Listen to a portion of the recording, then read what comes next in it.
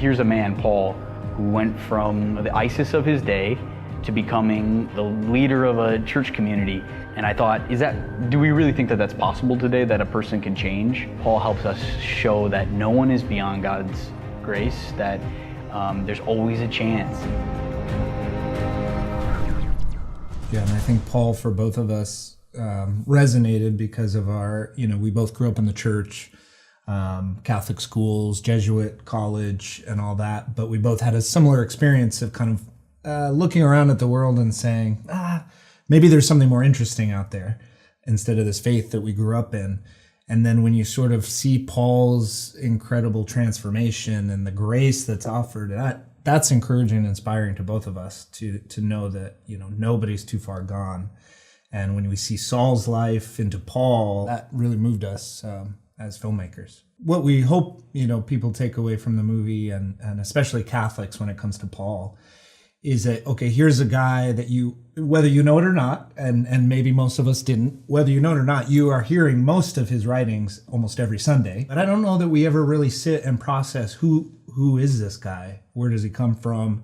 What really happened in his life? I mean, I think we all know the basics. We know about the conversion on the Damascus Road, and we all know about, he was persecuting Christians, and then he went and wrote a bunch of letters.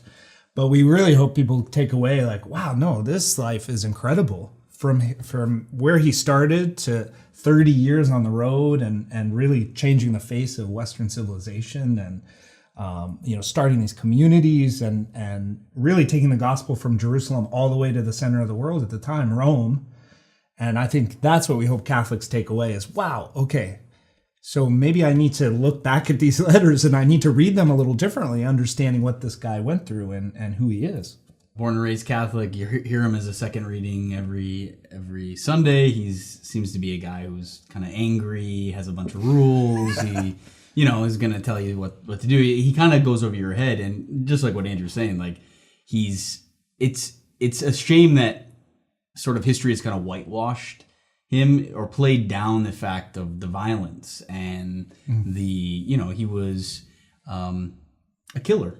And he killed in the name of God. Andrew says in the script, a blind love. He had a blind love for God.